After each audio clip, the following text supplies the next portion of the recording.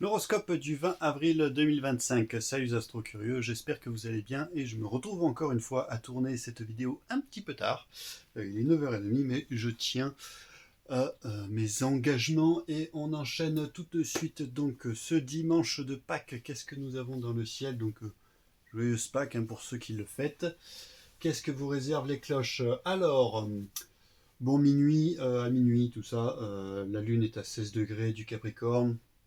Rien, on va dire calme avant la tempête ou avant le bon temps, ça dépend. Ça peut toujours se passer de deux manières différentes avec le zodiaque, je vous l'ai répété plein de fois.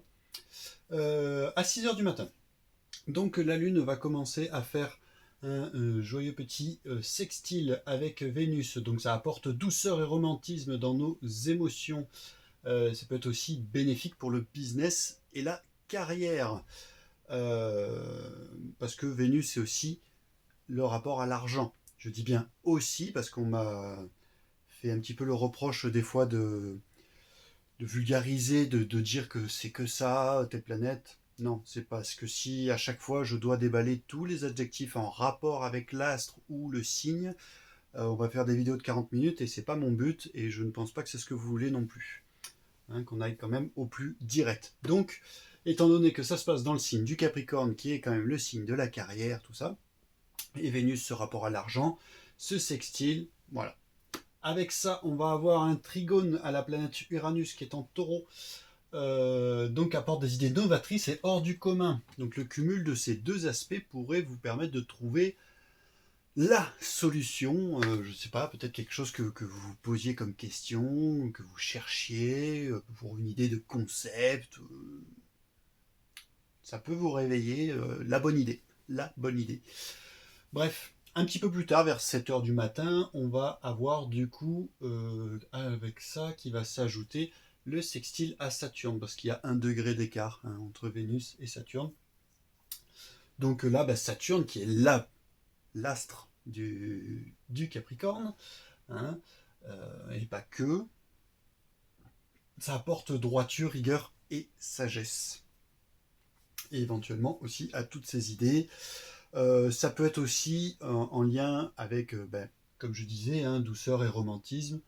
Donc au niveau des émotions, au niveau du couple, de l'amour, tout ça, ça peut aussi apporter cette droiture, ces idées novatrices aussi, avec par rapport à l'amour, à la douceur, surtout que ça se passe dans le signe du taureau, qui est un signe très romantique, très dans la douceur, c'est un signe vénusien et lunaire, donc très dans l'amour, les émotions, etc. Et du coup, Vénus qui est aussi en poisson, donc Vénus en poisson, tout ça c'est énormément romantique. Voilà. Donc ça peut, comme je vous dis, prendre plusieurs facettes. Tout dépend de votre situation et de là où ça se passe dans votre thème. Je répète encore une fois, mais ça dépend dans quelle maison ça transite chez vous. Si ça se passe dans les maisons 7, ça va toucher plutôt la sphère sentimentale et relationnelle. Si ça se passe dans votre maison 10, ce sera plus en rapport avec le business, dans la maison 6 aussi. Bref, on enchaîne. Je ne l'ai pas noté, mais midi, on va avoir la Lune qui va faire une petite opposition à notre chère planète Mars qui vient tout juste de passer dans le signe du Lion. Donc j'ai marqué excès de vivacité et d'envie d'action et de réussite. Détendez-vous, restez humble et gare à ne pas rentrer en conflit lors du repas de famille, parce que voilà, cet aspect va se produire aux alentours de midi. Donc, et pourquoi rester humble? Parce que voilà, c'est Mars en Lion, qui a pas mal de fierté, qui apporte pas mal d'action aussi, parce que c'est un signe de feu. Donc Mars dans les signes de feu, il est quand même bien à l'aise. Mais en opposition à la Lune, c'est pas tip top.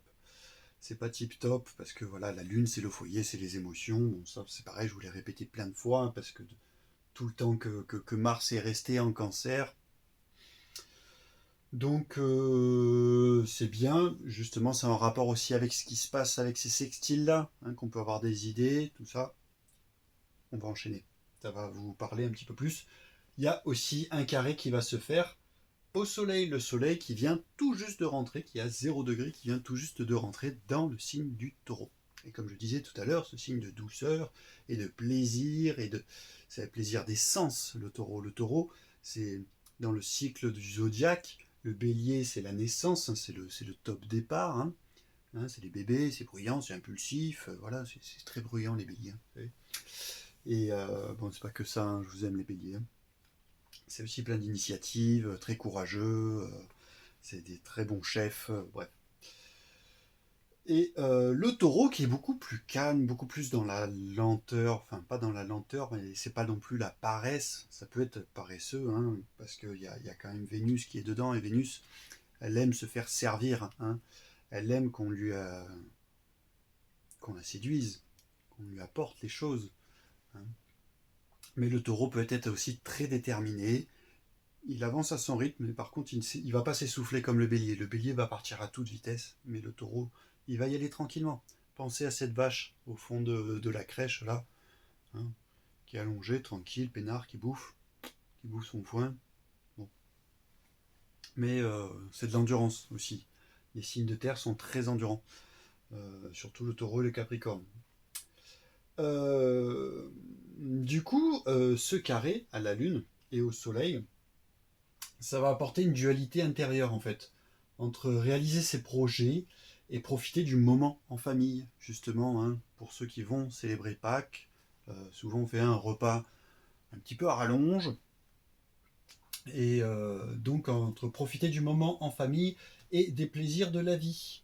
Donc, hein, qu'est-ce que j'ai écrit? Alors oui, le ressenti va être assez léger. Donc là c'est pareil, c'est toujours en lien avec les autres aspects qu'il y a eu, hein. Hein, par rapport à cette opposition à Mars, aux idées, tout ça, on pense au projet, on vient d'entrer dans le printemps, donc... mais ça va rester quand même assez léger parce que ce carré et l'opposition aussi ont 8 degrés d'orbe, donc il se crée à peine à midi. Et il va un petit peu s'amplifier justement au fur et à mesure de l'après-midi. Hein, justement, l'angle va se resserrer. Hein. Donc là, au lieu de 90 degrés, on est à 98. Donc, mais il commence quand même. Là, c'est pareil. Hein, là, il n'y a pas 180. Hein. Il y a 8 degrés d'écart. Mais voilà, petit à petit, cette tension pourrait démarrer à cette heure-là et petit à petit s'amplifier. Donc restez détendu, hein, incarner ces énergies de taureau. On reste, on profite du moment présent, d'accord. Et après, ça se passe aussi en aspect dissocié. Donc c'est-à-dire que là, c'est pas dans les signes où ça devrait se passer. Ça, je vous ai déjà expliqué. Mais bon, il y a moins de risques, mais le risque n'est pas zéro.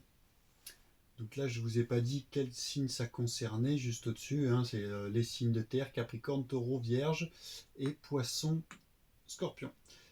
Pour ce qui se passe vers midi, c'est surtout Capricorne, Taureau, Lion, Bélier, Verseau et Scorpion.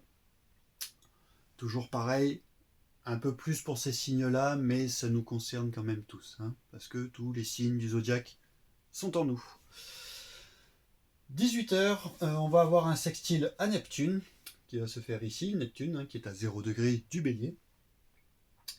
Créativité et inspiration.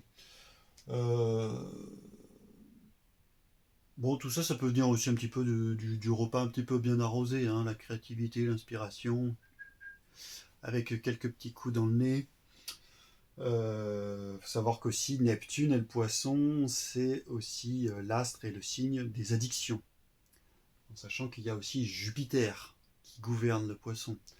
Jupiter qui est aussi les excès. Pas que, voilà, comme Neptune, c'est pas que les addictions, c'est pas que ça, je vous dis ça. Je sais bien qu'il y a plein d'autres choses, je peux pas vous dire tous les adjectifs à chaque fois. Venez faire une formation et vous aurez une liste de mots-clés énorme sur chaque signe, je vous le garantis. Et aussi, du coup, sur les coups de 18h, dans ces alentours, hein, la Lune va commencer aussi sa conjonction à Pluton. Donc là, attention aux intensités émotionnelles, aux pulsions et à l'envie de domination et de conflit. Donc là, c'est pareil, hein, c'est toujours en lien aussi avec la continuité du repas, avec éventuellement ces petites tensions de oh putain, il me fait chier ce repas à rallonge, moi j'ai du boulot, j'ai du machin, j'ai des choses à faire, et puis en fait j'ai pas eu le temps de me reposer, et demain, bon, lundi c'est férié, mais il y en a qui travaillent quand même. Ça peut être aussi avec ce repas un petit peu arrosé, donc allez-y mollo. Et surtout, ce qu'il ne faut pas oublier, c'est qu'il y a toujours cette opposition, je ne l'ai pas redessiné, mais entre Pluton et Mars. Ça, je vous renvoie à ma vidéo de vendredi, où j'en parle. Et aux alentours de donc ça, donc au niveau du sextile, à chaque fois j'ai oublié, hein, je suis désolé, du sextile à Neptune, donc créativité, inspiration, un petit coup dans le nez. Ça concerne les poissons, les béliers, les capricornes. Pour ce qui est de la conjonction avec Pluton, là ça concerne beaucoup de monde, donc ça nous implique tous. De toute façon, à chaque fois, ça nous implique un peu tous. Mais en priorité, Capricorne, Cancer, hein, l'axe, Verseau, Lion, mais aussi Taureau, Scorpion et Bélier, Balance. Hein. Là, on a 8 signes hein, quand même qui sont vachement impliqués là-dedans. Il y a un petit peu que Sagittaire, Gémeaux et Vierge, Poisson qui sont pas trop concernés.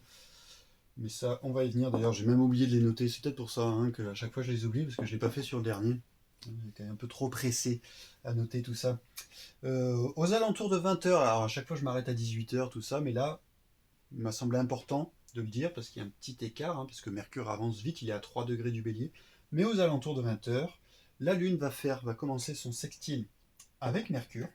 Donc utiliser cet aspect de la bonne manière, c'est-à-dire l'expression et la compréhension émotionnelle. Hein, rester dans la bienveillance. Parce que, pareil, alors là c'est un sextile, c'est dit être un aspect bénéfique.